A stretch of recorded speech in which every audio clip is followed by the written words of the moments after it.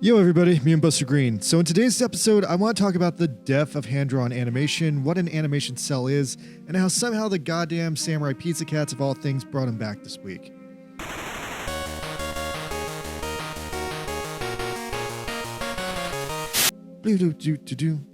Alright, so let me just be straightforward about this big existential crisis I had last week, and what set off was this guy. See, a few days ago, there was this big deal, this big cheese rather, that rocked my world. And yes, I'm talking about Seymour the Big Cheese.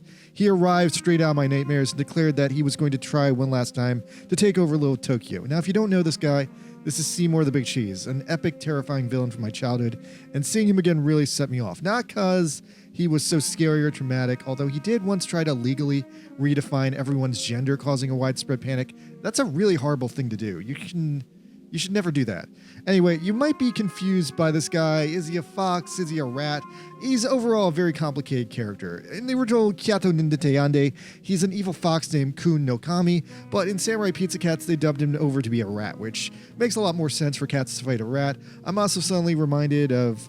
I'm not going to talk about that. Anyway, as an adult, I'm old enough to know that he's a fox, but damn it, hearing this ghastly voice, the voice of Dean Hagopian, an extremely minor actor who apparently peaked voicing the cheese back in the 90s, back in his pristine form, threatening 2025 with his on-point impersonation of dead gay 1970s Hollywood Squares voice actor Paul Lynde. Really, all of this just put me into the paradoxical zoo. Oh, and I guess I don't have time to explain the Samurai Pizza Cats, but if you never saw it, it was this cheap little cartoon from the 1990s, originally Kyato Ninja Teyande, a random nonsensical show about a planet of anthropomorphic robot animals that have established a samurai village, and it's like in the state of quagmire that their shogun is inept and the kingdom is in a constant state of political turmoil as the shogun's daughter and the Big Cheese secretly vie to take control of the city behind the scenes, and the Pizza Cats have to defeat an army of ninja crows every week because of some wacky plot.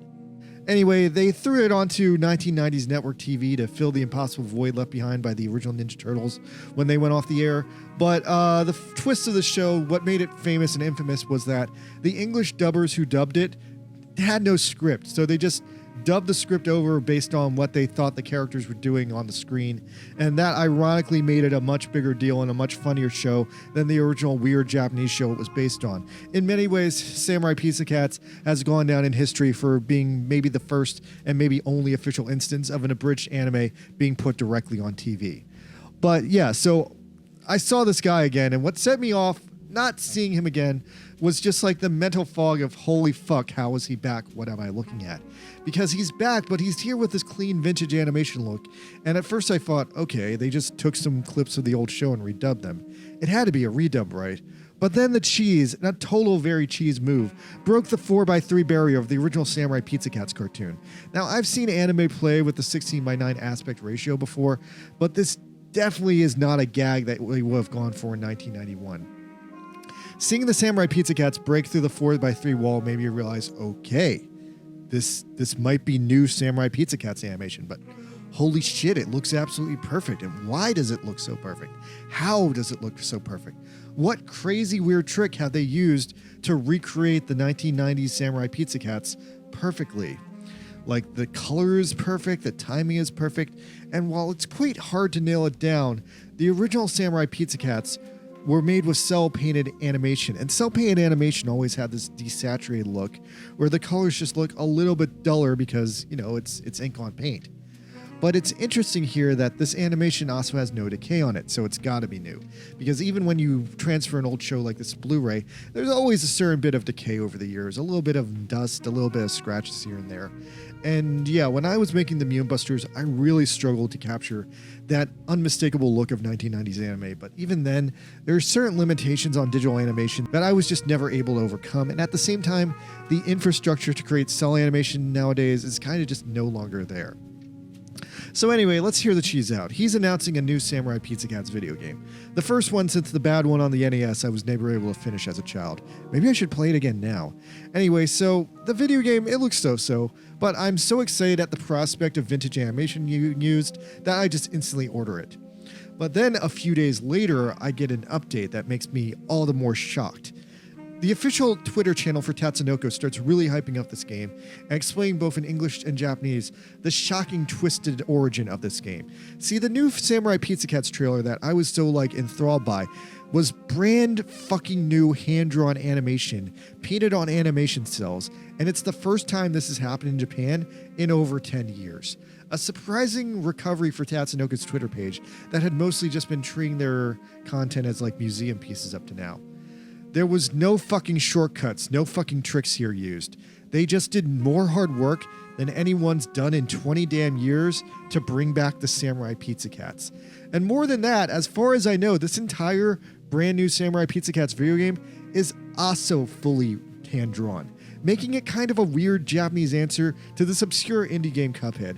You guys have probably never heard of Cuphead. It was this little indie game from a few years ago. I don't think anyone played it except me, but what's big about Cuphead is that it was drawn on paper, scanned into a digital scanner, and then digitally colored.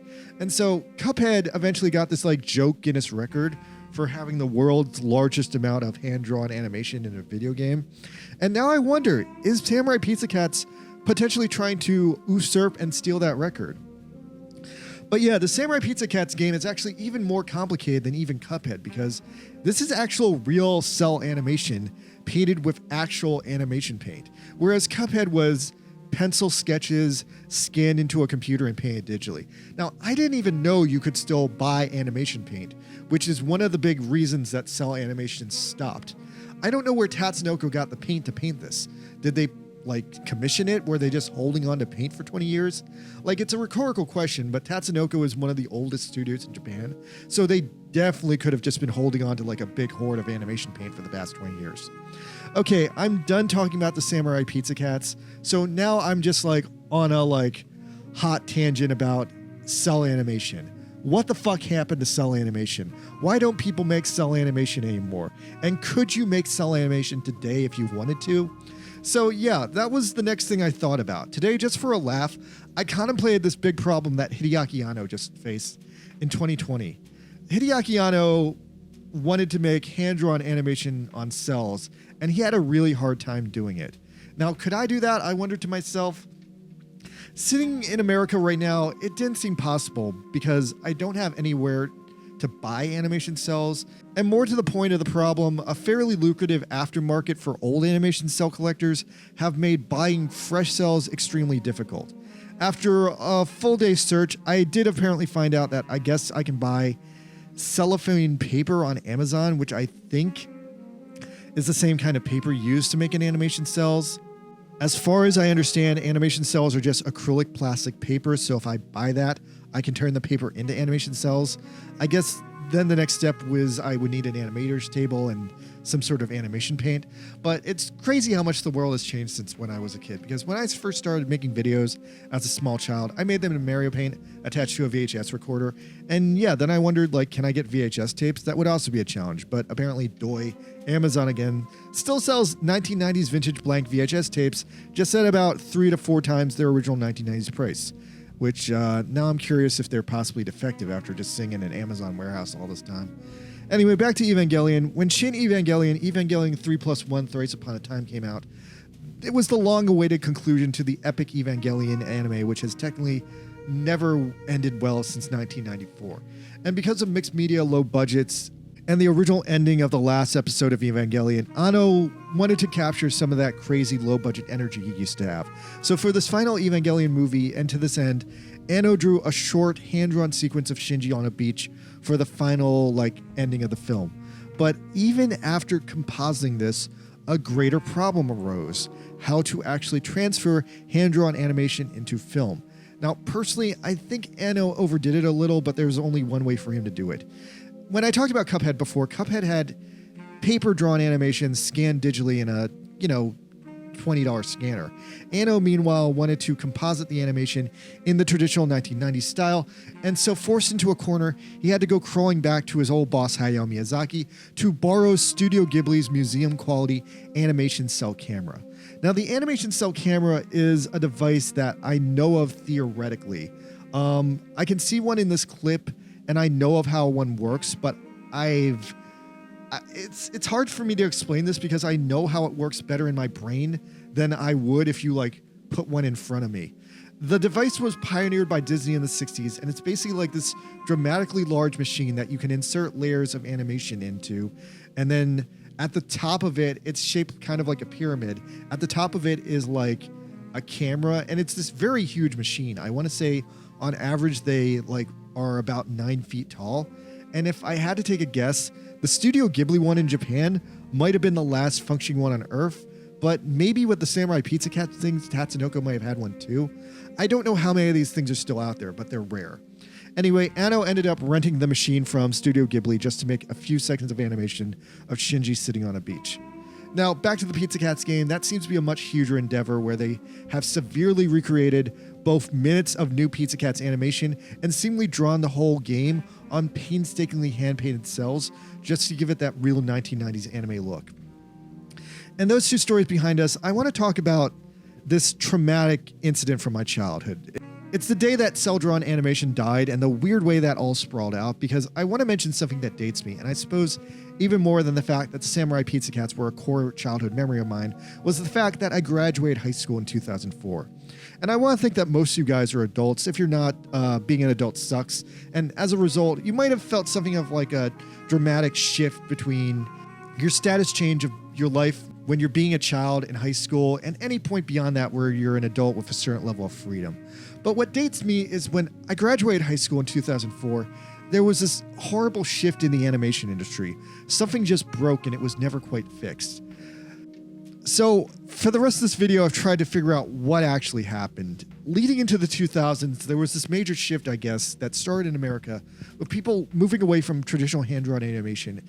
And unfortunately, for the most part, shifting to cheaper Flash-based computer animation. Which, if I'm being real with you guys, although Flash was originally made for animation, it really couldn't do animation on like a television level until the mid-2000s, where they had upgraded enough and like sorted out all the bugs. And so finally around 2002 was the first time that Flash could do TV quality animation with no compromises. Now, I'm not sure what exactly in 2004, but there was a massive absolute major stop all over the world that everyone all at once stopped using cell animation. Now, I'm not sure exactly what the trigger was, but there is some evidence that there was an oil shortage around that time, and the oil shortage was also indirectly related to the Iraq War, the George W. Bush War on Terror. But somehow this oil shortage drove up the price of paint, because paint is also usually made of oil, and the price of paint being driven up would have had a massive explosive effect on the animation industry, because it would exponentially increase the cost of every single second of animation, because every single second, every single cell had to be hand painted.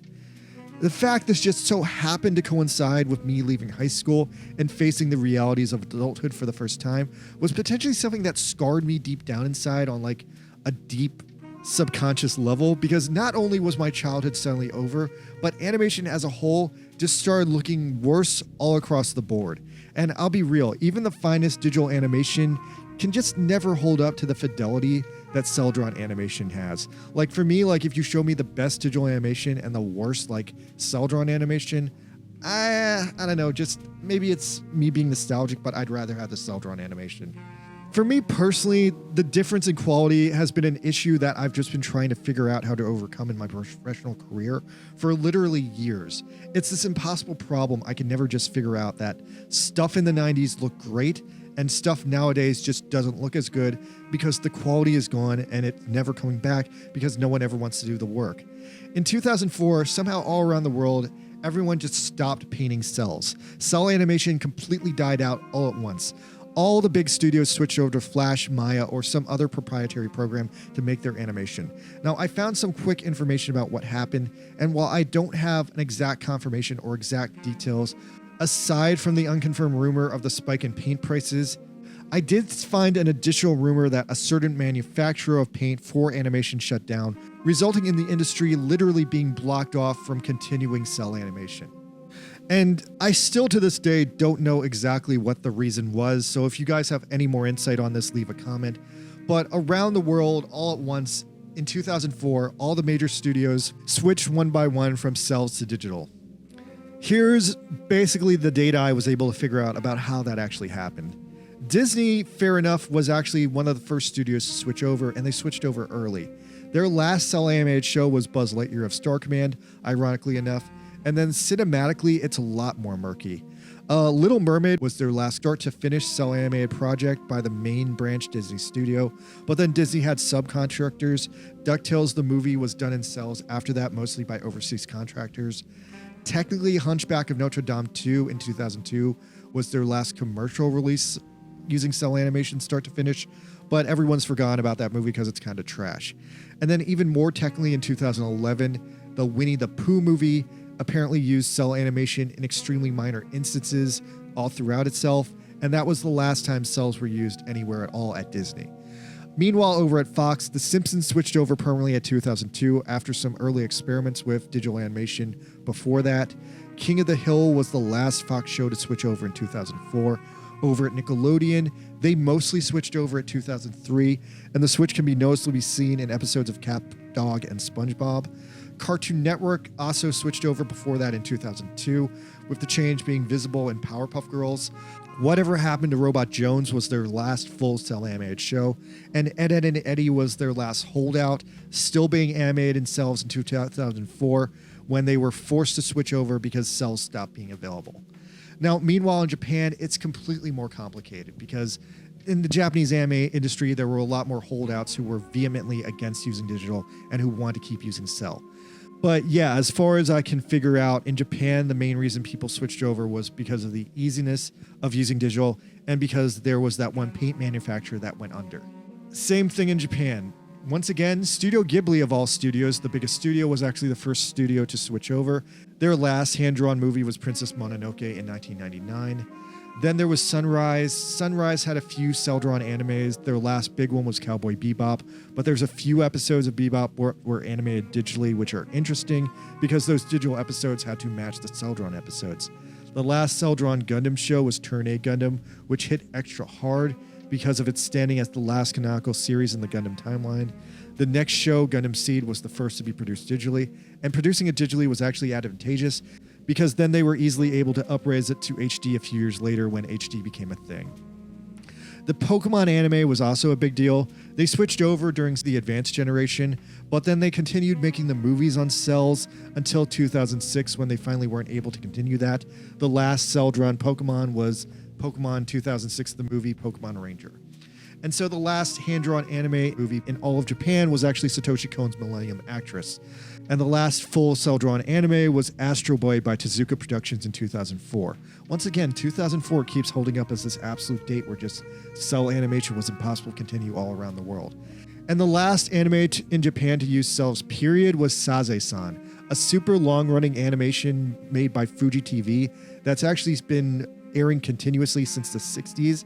They were the sole holdout, having a stockpile of cell animation paint, and with that, they were able to continue up to 2013. Anyway, I think I kind of lost the point of what I was talking about, but I really miss cell animation. I know it was more expensive, I know it was more difficult to produce, but I think because it was more difficult, that was kind of a mark of its value. But cell animation ultimately died because audiences just don't care how it gets made, they just care how good a story it was. And as 2D animation as a whole was slowly losing ground to 3D, and arguably still is, I guess cell animation just couldn't be saved. Oh, by the way, please see Day the Earth Blew Up. It might be the last 2D animation movie ever to be released in America, at least currently, until I make a movie or something, ha ha ha. Anyway, I'm still absolutely shocked that the Samurai Pizza Cats were able to bring cell animation back this week. It's kind of ironic, though, because in 1991, Pizza Cats was this kind of like bottom of the barrel slop. In America, it was just considered like a cheap Ninja Turtles clone, and in Japan, I'm pretty sure no one gave a shit about it. And now it's being brought back as this premium luxury product just because literally no one wants to do the work of cell animation anymore. So I'm going to end this out by talking about cell animation and myself. Like, here's a question. Could I do cell animation myself if I'm so vehement about it? Well, that's kind of something I've been thinking about all through this video, and ultimately I don't think I really could, because like, if I'm being real, number one, I've never worked on animation cells, and I feel like a large number of people who are alive who could teach me the skills are like reaching their senior citizen years and dwindling in like availability. And even when I learned animation, I learned to do it all digitally. And my style is pretty OCD to digital in that I love adjusting my line art on my drawings until they look perfect. On hand-drawn, I'd have to nail it way more efficiently and way faster and in way less takes. And so I guess fundamentally, once you get down to the keyframe process, that's mostly the same between hand-drawn and digital, but I still like to adjust my stuff over and over again, which is one thing I'd never be able to do in hand-drawn because, erasers get messy and there's a whole thing. I mean, I'm broke, but maybe I should buy one of those vintage animation cells from eBay just to hang it up and look at it really closely and think about dissecting it. Maybe it would make me realize something. Maybe I'd have a big breakthrough just looking at it. I don't know, maybe I should buy some cellophane paper off of eBay and make some animation cells from Mutant Busters just for fun. I could actually trace a few of the still frames from Mutant Busters onto animation cells just to see what they would look like. Maybe I could do that. I don't know. I really would like it though if more of the old masters did try doing cell animation again. Outside of Tatsunoko and Studio Ghibli with all their vintage hardware that they're painstakingly maintaining, I don't think anyone's really equipped to actually do cell animation again, but those skills are going to die with the animators that have them, and there's no one to pass those skills down to. So once again, the Pizza Cats thing has really shocked me to my core, just because I never thought this was even a possibility anymore. Anyway, I'm sorry this video kind of frizzled out, but yeah, let me know if you were excited about the Samurai Pizza Cats game, and if so or if not, what's your take on cel-drawn animation? Do people younger than me feel that difference in quality when they see 90s animation? Are they even able to properly contextualize it? Anyway, yeah, I'm deeply in debt once again, but if I ever get out of debt, stay tuned for Mutant Buster 2. I'm trying to finish it before I die, and I want to make it the best thing I ever make in my life, so yeah. Stay tuned to this channel for either Mutant Busters 2 or more random updates about animation because that's where I'm at lately. All right, thanks guys. Later.